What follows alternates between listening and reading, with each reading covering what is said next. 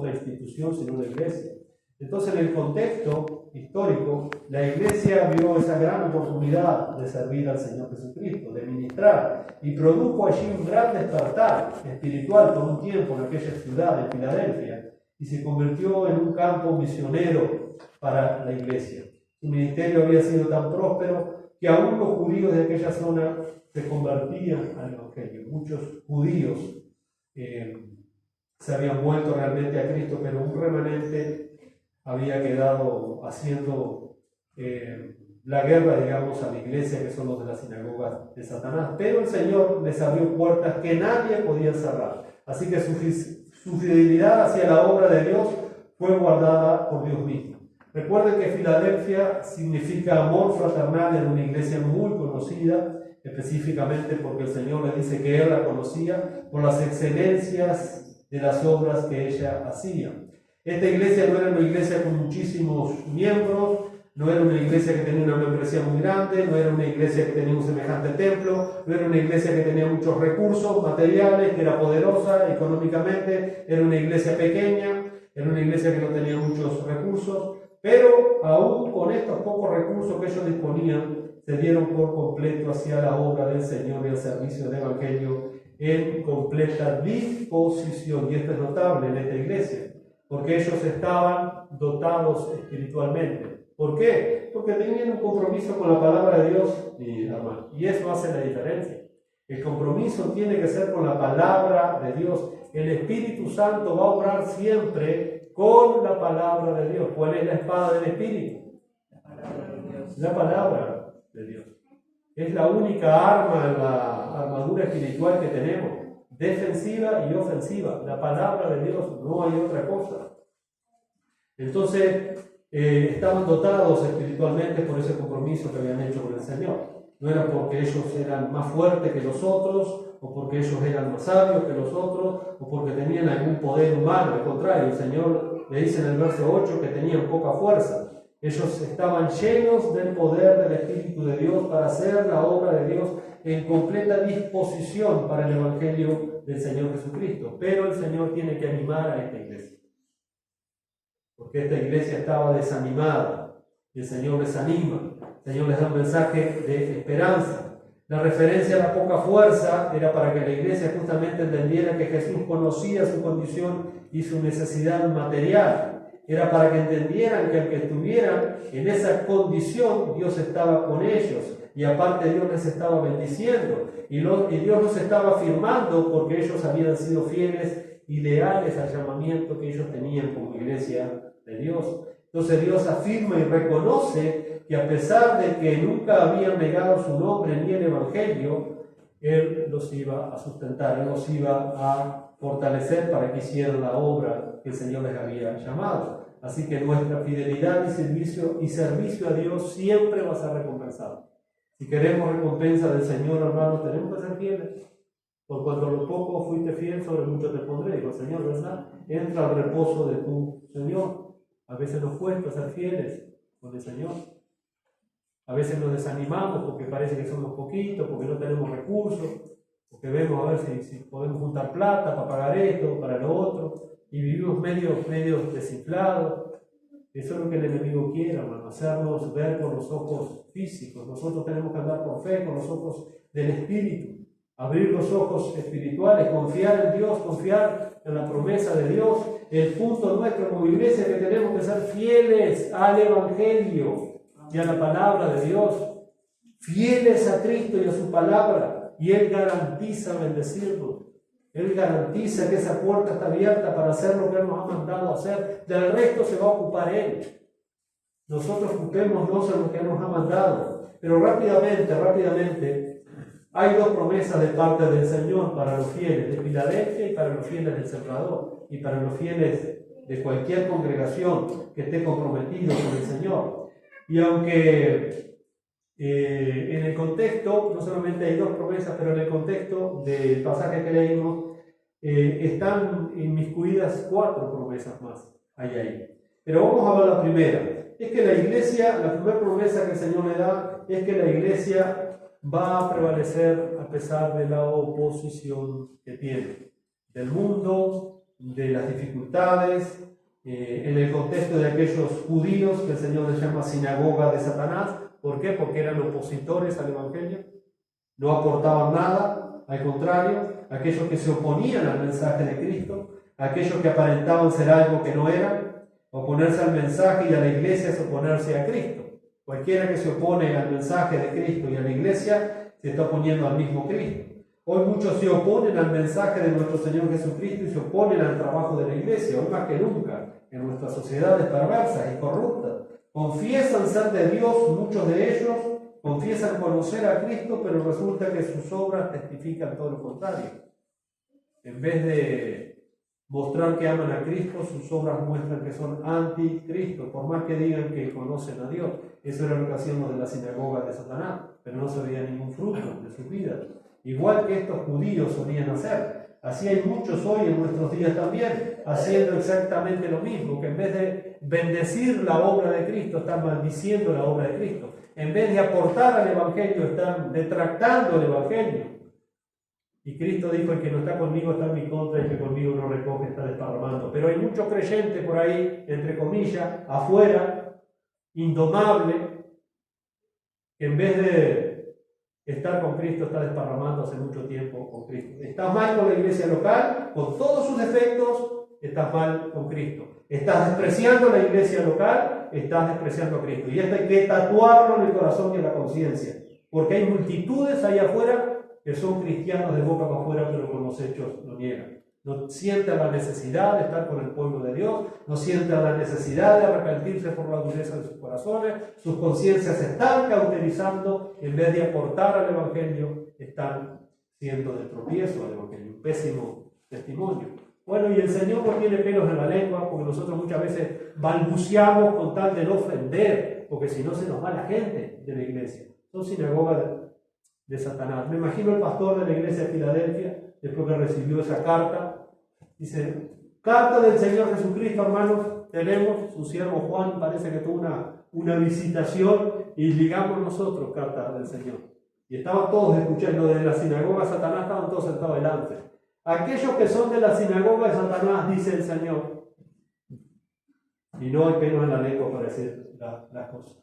Hay muchas sinagogas de Satanás. Cualquiera que se opone a Cristo, a su iglesia y a su mensaje, forma parte no de la iglesia de Cristo, sino de la sinagoga de Satanás. Entonces tienen apariencia de piedad, pero niegan la eficacia de la misma, como lo enseñó Pablo. El problema es que no leemos la Escritura, no escudriñamos la Escritura, nos comemos una pastilla hace años, que la iglesia evangélica se está comiendo la pastilla, nos han engañado, nos han basureado, nos han vendido un falso evangelio, hermanos. Tenemos que ser fieles como esta iglesia a la palabra del testimonio de Cristo, a la palabra de la paciencia de Cristo. Punto. Venga cualquier Juan de los Palotes y trae otro mensaje. Si viene cualquiera, dijo Juan, con otro mensaje, otra doctrina, ni siquiera le diga bienvenido, no lo reciba en tu casa, porque no va a ser de bendición. No hay comunión en eso. Así que el Señor afirma que muchos de ellos iban a reconocer el trabajo y la obra por medio del ministerio de esa iglesia en Filadelfia, siempre y cuando siguieran siendo fieles. Y estos iban a venir a los pies de Cristo. El Señor le da esa promesa ahí tremendo a esta iglesia en el versículo 9. Miren lo que dice: he aquí yo entrego de la sinagoga de Satanás a los que se dicen ser judíos y no lo son, sino que mienten. O sea, ¿quién es el padre de mentira? El diablo. Entonces estos no eran creyentes, eran hijos del diablo, como el Señor dijo a los fariseos: vuestro padre es el diablo, y los deseos de vuestros padres queréis hacer. He aquí yo haré, miren lo que dice: yo haré que vengan y se postren a tus pies y reconozcan que yo te he amado. Por eso se dice, hermano, históricamente, que cuando la iglesia empezó a confrontar todo ese falso movimiento, muchos de ellos se arrepintieron y volvieron. O sea, fueron convertidos, porque el Señor dice: yo haré. Escucharon realmente la exhortación, escucharon el Evangelio y muchos se convirtieron. Otros no, otros se fueron despotricando de la iglesia, pero muchos se arrepintieron y se convirtieron. Y esa es la promesa que el Señor le da ahí en el versículo 9 a esta iglesia, que muchos iban a venir a los pies de Cristo. Y qué lindo es cuando muchos vienen a los pies de Cristo, porque aman a Cristo y aman su palabra. Nosotros queremos eso también, que muchos vengan a los pies de Cristo. Bueno, pero si no estamos siendo fieles a Cristo y a su palabra, el Señor no va a enviar a nadie. El que nos tiene que enviar es el Señor. Y número 2, la otra promesa que vemos, no solamente que la iglesia va a prevalecer contra la oposición, número 2, que el Señor la va a guardar, el Señor la va a sustentar, la va a proteger, a pesar de lo difícil que se ponga la situación. Allí lo vemos en el versículo 10, cuando el Señor les promete: por cuanto has guardado la palabra de mi paciencia, ser fiel a la palabra o al testimonio de Cristo es igual a ser guardado por Dios en tiempos difíciles.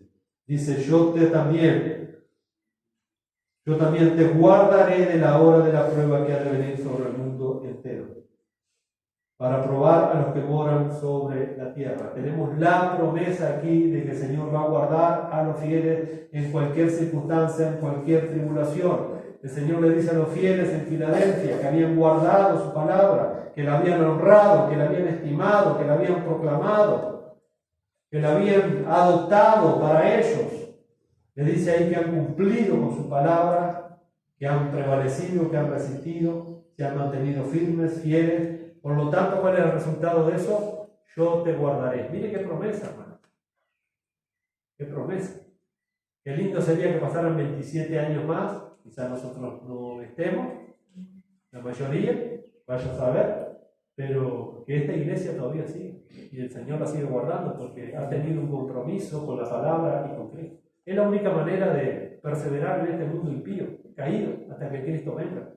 El compromiso con Él y con su palabra. Yo te guardaré, dice el Señor. Entonces podemos estar seguros de que no importa lo que pase, si fue en el pasado, si es en el presente o en el futuro, Dios siempre promete guardar a su remanente fiel. Es el que está comprometido con Cristo y con su mensaje, con su palabra. Tenemos esa gran promesa del Señor. Y en conexión a esas dos promesas que les dije recién, en el verso 10 hay una exhortación para aquellos que son fieles. La primera es aquí: yo vengo pronto, les dice el Señor. Les está animando y les está advirtiendo. He aquí, yo vengo pronto. Debemos de considerar y prestar atención a estas palabras del Señor, principalmente porque la iglesia en ciertas ocasiones puede entrar en un sueño espiritual, puede entrar en un descuido espiritual. Como el Señor tarda en venir, entonces cada uno se dedica a sus asuntos y podemos entrar en un sueño espiritual y esto se puede tornar muy peligroso. En esta exhortación hay un sentido de urgencia, como si el Señor mismo dijera: no se desanimen, no se distraigan, no se cansen, sigan adelante, sigan resistiendo, sigan firmes, tengan cuidado, que se está animando, pero también les está exhortando. ¿Se acuerdan lo que el Señor enseñó también Jesús en Juan capítulo 14, versículo 2? Esa promesa que da a los creyentes cuando les dice: en la casa de mi Padre muchas moradas hay, si así no fuera yo le hubiera dicho: voy pues a preparar lugar para vosotros, y si me fuere os prepararé lugar, vendré otra vez, os tomaré a mí mismo, para que donde yo estoy vosotros también estéis. Saben que esta promesa de Jesús fue muy valorada en el primer siglo, muy valorada. El Señor se fue, pero el Señor prometió que va a volver, fue a preparar un lugar para los suyos, para que donde el Señor esté, los suyos también estemos. ¡Qué promesa! Así que el Señor le dice: vengo pronto. Como el Señor viene pronto, no nos podemos descuidar, no nos podemos dar el lujo de dormirnos. ¿Qué tenemos que hacer? Pero si está perfecto, velar, pero ya lo vimos. Retener lo que tienes. Yo vengo pronto, entonces ¿qué hay que hacer? Retener lo que tienes. Aférrate a lo que Dios te ha dado. Vigila lo que Dios te ha dado. Valora lo que Dios te ha dado. Retén lo que tienes hasta que yo venga. Entonces, observemos cuidadosamente que está en un tiempo verbal presente y continuo. Lo mismo que le dijo a Filadelfia, lo dijo a lo largo de estos 21 siglos, a toda la iglesia. Retén lo que tienes. ¿Qué es lo que tenemos que retener? ¿Qué tenemos que retener? Bueno, retener por nota en el contexto la idea de aferrarse a algo para no largarlo jamás, pero aferrarse con todas sus ganas, con todas sus fuerzas, con todas sus convicciones, agarrar algo con firmeza para no soltarlo jamás. Entonces, por el contexto, vemos que debían de retener la fe, la palabra de Dios, la dirección del Espíritu Santo, no dejarse mover por la influencia de los de la sinagoga de Satanás que venían con cualquier enchastre a la iglesia. Debían de retener ese espíritu de oración, debían de retener ese espíritu de servicio, debían de retener ese testimonio a los demás. Vaya que tenemos cosas para retener con urgencia y aferrarnos a eso. Y la mayoría de los cristianos no tienen una urgencia en retener esas cosas. En nuestro egoísmo retenemos otras cosas que me competen a mí, a mi pequeño reino y no al reino de Cristo. Pero el Señor exhorta, retén lo que tienes para que ninguno tome tu corona. Debemos aferrarnos, mis hermanos, a lo que Dios nos ha concedido, a esas riquezas espirituales que Cristo nos ha dado. Pero creo que lo que el Señor les decía en ese momento en particular a esta iglesia era con relación a su servicio de fidelidad, de lealtad, de integridad, a la vocación que ellos profesaban en esa cultura pagana. Hace referencia a mantenerse en el primer amor para servir de todo corazón a Dios. Primer amor que la iglesia, una de las iglesias fuertes y grandes de Éfeso, había perdido. Cuando el Señor le dice allí, pero tengo contra ti que has perdido tu primer amor. Tenían un programa con trabajos eclesiales, trabajos religiosos, pero no eran movidos por el primer amor. El Señor también les está exhortando justamente a eso. ¿Por qué uno no suelta algo cuando uno lo ama mucho? A veces son bobadas materiales, pero uno ama tanto esa cosa que no lo regalan y lo vende, ¿no? Esto era vaya a saber de qué, una reliquia, ¿no? Y lo vendo. Bueno, cuando uno ama algo, se está aferrando a eso. Si uno no ama eso, le da lo mismo regalarlo, lo lleva al remate, lo tira. Bueno, cuanto más las cosas espirituales. Si no amamos realmente, si no valoramos, no nos vamos a aferrar nunca a las cosas del Señor. Y es imposible retener algo si yo no lo amo. Porque esa palabra retener connota justamente con todo el corazón aferrarse a eso, hasta el fin. Y eso es lo que el Señor le dice: retén lo que tienes, no lo tires, no lo desperdicies, no dejes de valorarlo, no lo descuides, porque aquí yo vengo pronto. Y nos espera esa corona del Señor, esa recompensa. Entonces no descuidemos nuestros dones, nuestros talentos, nuestras capacidades, las cosas que Dios nos da. No dejemos que nuestra corona sea quitada por no perseverar legítimamente hasta el final. Recuerden, hermanos, que nuestra vida será evaluada delante del tribunal de Cristo y ahí daremos cuentas al Señor. El Señor recompensará a los suyos. Los fieles, los que sirven en espíritu y en verdad. Entonces recuerden esto, que vale la pena servir a Cristo a pesar de las dificultades que tenemos. Vamos a tener muchas más dificultades, las cosas se ponen difíciles, cada vez hay más oposición al Evangelio, cada vez hay más indiferencia, cada vez hay más distracciones, pero nosotros tenemos que ser fieles a Cristo y a su palabra y servirle en espíritu y adorarle en espíritu y en verdad, porque vale la pena sufrir y servir al Señor Jesucristo. Por lo tanto, debemos de retener lo que Dios nos ha dado para que ninguno se lleve el galardón que es para ti y que es para mí. Sería vergonzoso eso en el tribunal de Cristo, estar avergonzados delante del Señor y que el Señor nos diga: no hay nada para vos. Vas a ser salvo, porque la salvación yo te la otorgué por gracia, pero no hay ninguna corona para ti. Sería triste, ¿no? Entonces esa corona allí en el contexto representa justamente lo que Cristo nos va a entregar en aquel día, esa recompensa. Entonces este mensaje es para la iglesia de todos los tiempos. Y hoy nos toca a nosotros, mis hermanos, y por eso decía que en algún punto somos bastante parecidos a la iglesia de Filadelfia. Pequeños, quizás no tengamos mucha fuerza, muchos recursos económicos, pero si somos fieles a Cristo, a su palabra, hay una puerta abierta. Hay una puerta abierta y nadie la va a poder cerrar. Y Dios promete estar con nosotros, Dios promete guardarnos de las tribulaciones de este mundo, y Dios promete entonces que si nosotros le somos fieles, si nosotros retenemos lo que Dios nos ha dado, entonces recibiremos la recompensa. ¿Usted piensa que el Señor no lo va a recompensar? Ya nos está recompensando. Lo único que nosotros no las vemos, las recompensas, no las valoramos. Ya nos está recompensando el Señor. Pero en aquel tiempo usted piensa que el Señor será ingrato, el Señor lo va a saber recompensar las veces que usted peleó solo contra muchas actitudes, las veces que usted lloró solo, que nadie lo vio, cuando usted se amargó solo por cosas que le dolían allí, cuando usted habló donde nadie le vio, Señor lo va a saber recompensar. Quizás acá y no buscamos recompensa de la persona, como Pablo dice, si quisiera yo agradar a los hombres no sería siervo de Cristo. Pero un día que ese tranquilo, mire que servir al Señor vale la pena, porque esa recompensa será eternamente y para siempre. Una joyita allí en la corona del Señor por su fidelidad y su vocación. Entonces hoy más que nunca necesitamos tener lo que tenemos, porque aún hay una puerta abierta para nosotros, y esa puerta abierta es servir al Señor como iglesia de Cristo, servir en las condiciones que estamos, en la sociedad que estamos, las oportunidades que Dios nos da, tenemos que servir al Señor. O sea, nuestro testimonio es sumamente importante para Dios, hermano. Por eso Dios recrimina a las otras iglesias que no tenían un buen testimonio. Debemos de dar un buen testimonio. Debemos alumbrar con la luz del Señor Jesucristo. Así que retengamos lo que el Señor nos ha dado, seamos fieles a Dios, a nuestro servicio, y no dejes que ninguno tome tu corona.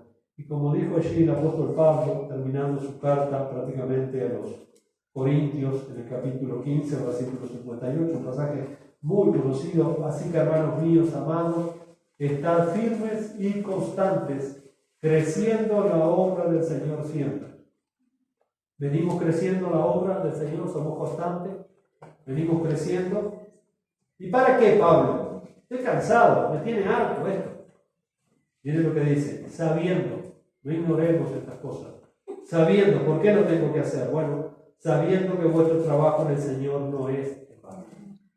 Vuestro trabajo en el Señor no es en vano. Por lo tanto, mi hermano, retengamos lo que el Señor nos ha dado, lo que tenemos, para que ninguno tome nuestra corona.